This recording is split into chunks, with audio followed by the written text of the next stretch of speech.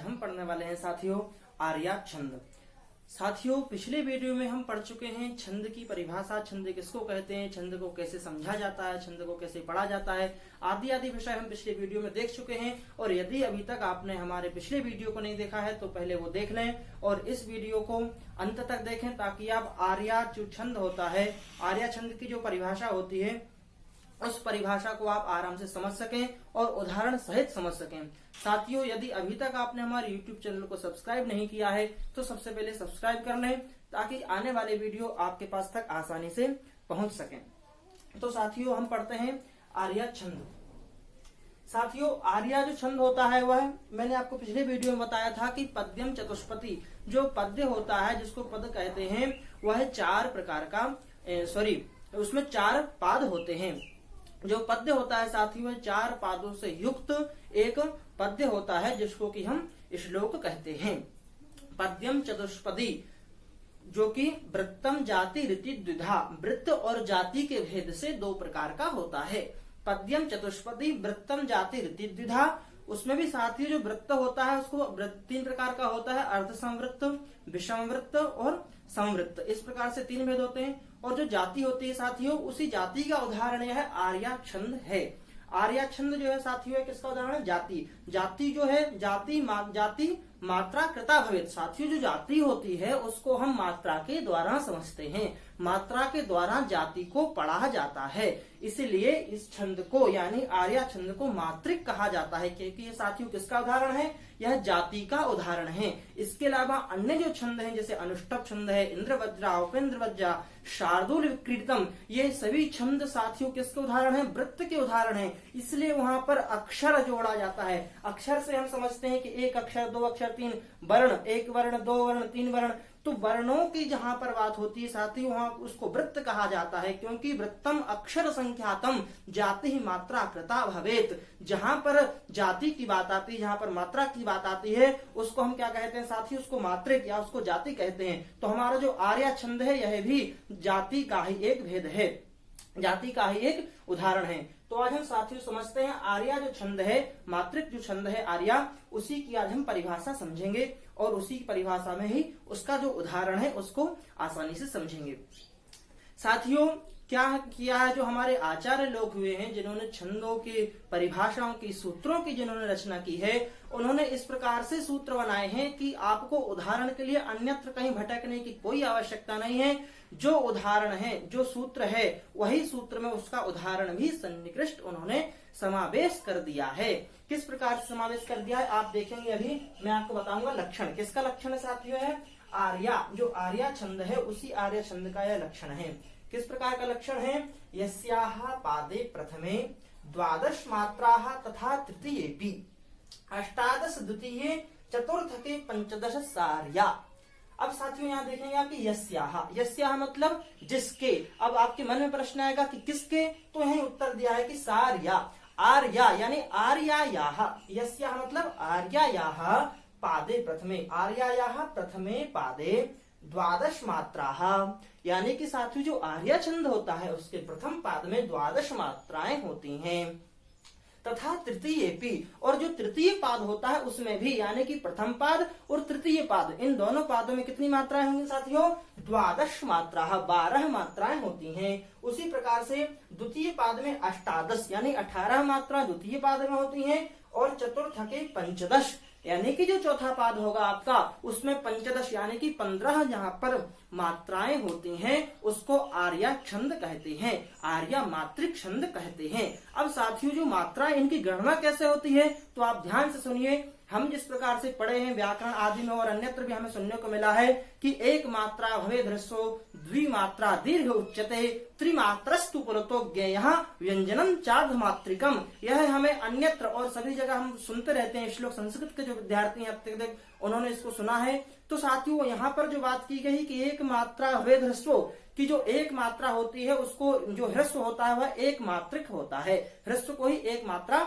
की गणना की जाती है ह्रस्व की। और जो दीर्घ होता है साथियों उसी को द्विमात्रा दीर्घ उच्यते, जहां पर द्विमात्राएं होती हैं उसको हम दीर्घ कहते हैं या दीर्घ कहा जाता है। तो साथियों मैंने आपको पिछले वीडियो में बताया था कि जो छंद शास्त्र हमारा है यहाँ पर ह्रस्व और दीर्घ नहीं चलता, यहाँ पर लघु और गुरु उसकी हमने संज्ञा दी है। तो उसी प्रकार से यहाँ पर भी जो एक मात्रा होगा उसको लघु कहेंगे और जो द्विमात्रा होगा साथियों उसी को यहाँ पर गुरु कहा जाएगा। याद रखना साथियों, एक मात्रा यानी कि जो एक मात्रा है उसको हम लघु कहेंगे ह्रस्व की जगह पर, और जो द्विमात्रा यानी कि दो मात्रा जहां पर रहेंगी उसको हम क्या कहेंगे, गुरु कहेंगे। तो अब हम गणना करते हैं, क्योंकि मैंने आपको बताया है कि जो परिभाषा है, जो लक्षण है, उसी लक्षण में ही सबसे पहला वह लक्षण घटता है। यानी कि जो लक्षण जो बोल रहा है कि यस्याः पादे प्रथमे द्वादश मात्राः तथा तृतीयेपि, यानी कि जिस आर्या छंद में पहले पाद में द्वादश मात्राएं और तृतीय पाद में द्वादश मात्राएं होती हैं, तो जो बोल रहे हैं साथियों उसी में सबसे पहले वह लक्षण घटेगा। यह हमें अत्यधिक छंदों की परिभाषा लक्षण सूत्रों में देखने को मिलता है। जिस प्रकार से सबसे पहले यहाँ पर हमें देखने को मिल रहा है, तो हम गणना करते हैं यस्याः पादे प्रथमे द्वादश मात्रा, यानी कि प्रथम पाद में द्वादश मात्राएं होती हैं। अब देखिए आप किस प्रकार से यहाँ पर द्वादश मात्राएं हैं। तो सबसे पहले साथियों प्रथम पाद यहाँ तक वहां कंप्लीट है, इसमें हम द्वादश मात्राएं देखते हैं। दो मात्राएं इसकी हुई साथियों, उसके बाद दो मात्राएं, तो 2 + 2। उसके बाद साथियों हम चलेंगे तो दो मात्रा इसकी, ये भी दीर्घ में आता है, क्योंकि साथियों मैंने आपको बताया था पिछले वीडियो में कि किसको गुरु बोलेंगे और किसको ह्रस्व लघु बोलेंगे। तो लघु और गुरु किस प्रकार से गणना करते हैं, कहाँ कैसी गणना की जाती है, पिछले वीडियो हम देख चुके हैं, इसलिए मैं अभी उसको यहाँ पर दोबारा रिपीट नहीं करूंगा। आपको अच्छे से समझने के लिए पिछला वीडियो देखना बहुत जरूरी है। तो यहाँ पर हम देखते हैं साथियों यस्याः पादे प्रथमे 2 + 2 4, 2 6 और साथियों 1 2 4 6 7 8। साथियों ये भी कितना हो गया यहाँ पर, ये भी दो मात्रा है, इसमें दीर्घ है। तो 2 4 6 8, 8 और 2 8 और 1 9 साथियों, यहाँ पर 10 और यह 2। इस प्रकार से यह कितनी मात्रा है साथियों, यहाँ पर हमारी टोटल द्वादश मात्राएं, 12 मात्राएं इसमें हुई। अब हम चलते हैं साथियों तृतीय पाद में भी कितना होगा, द्वादश मात्राएं होंगी।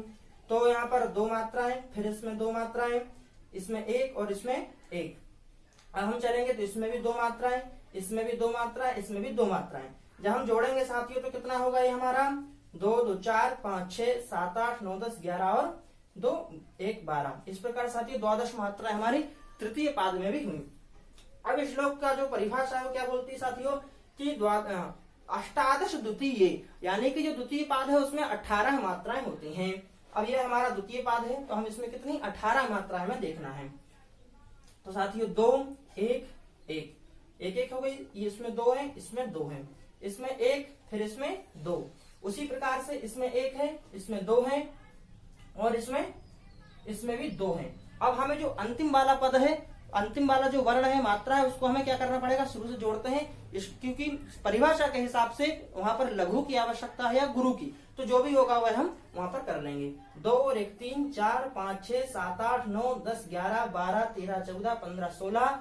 तो साथियों यहाँ पर 2 की आवश्यकता है, तो हम इसको यानी कि गुरु कर देंगे। ठीक है, तो 18। तो यह कितने हो गए साथियों, अष्टादश। अब चतुर्थ के पंचदश सार्या, यानी कि जो चौथा पाद है उसमें कितने होने चाहिए, पंचदश, यानी कि 15 मात्राएं होनी चाहिए। तो देखते हैं साथियों हम इसमें 1 मात्रा, फिर इसमें भी 1 मात्रा साथियों, इसके बाद इसमें 2 मात्राएं, फिर इसमें 1 मात्रा। कितने होगा साथियों, 1 2 3 4 5 6 7 8 9। 1 मिनट साथियों, 1 इसमें 2 मात्राएं, सॉरी, 2 3 4 5 6 7 8 9 10 11 और ये 2 और 2 4, यानी कि टोटल कितने हुए साथियों, इसमें 15 मात्राएं हुई। पहले में 2 1 3 2 5 और 1 6, 6 और 2 8 9 10 11 और 4 15। इस प्रकार से साथियों इसमें कितनी मात्राएं हुई, पंचदश इसमें मात्राएं होती हैं। यानी कि साथियों यह जो यहाँ पर हमें लक्षण दिया गया है आर्या छंद का, मातृक छंद का, यही क्या है, यही इसका उदाहरण भी है। और भी उदाहरण बहुत सारे हैं, जैसे सांख्य कारिका में जो कारिकाएं साथियों वह आपने देखी होंगी, वह भी पूरी कारिकाएं आर्या छंद की, आर्या मातृक छंद की ही उदाहरण में है। पूरे इसमें जो छंद है वह कौन सा छंद है, आर्या छंद है। इसको साथियों जो गाने वाले, संगीत वाले जो विद्यार्थी होते हैं, जो शिक्षक होते हैं, जो संगीत जानते हैं, जो लोग जानते हैं, वह अच्छे से गाते हैं अपने अपने हिसाब से लय बना करके। हम इसको गद्य के जैसे भी बोल सकते हैं, पढ़ सकते हैं, और अपने हिसाब से भी, जैसे यस्याः पादे प्रथमे द्वादश मात्राः तथा तृतीयेऽपि अष्टादश द्वितीये चतुर्थके पंचदश सार्या, इस प्रकार से भी हम इसको पढ़ सकते हैं। साथियों, अगले वीडियो में हम अनुष्टुप छंद और अन्य छंद जो भी हमारी परीक्षाओं में लगे हैं, प्रतियोगी परीक्षाओं में, नेट, जीआरएफ, जेएनयू का एंट्रेंस एग्जाम और अन्य परीक्षाएं, बीएचयू का एंट्रेंस एग्जाम, इन जो परीक्षाएं हैं, इन परीक्षाओं में जो भी छंद से संबंधित जितने भी छंद लगे हुए हैं, हम उन पूरी छंदों की तैयारी करेंगे। आशा करता हूं साथियों वीडियो आपके लिए बहुत ही लाभान्वित होगा, आपके लिए लाभप्रद होगा। साथियों, वीडियो को लाइक अवश्य करें एवं शेयर करें ताकि अन्य विद्यार्थियों के पास भी पहुंच सके। और यदि अभी तक आपने चैनल को सब्सक्राइब नहीं किया है तो सबसे पहले चैनल को भी सब्सक्राइब कर लें ताकि आने वाले वीडियो आपके पास तक आसानी से पहुंच सकें। धन्यवाद।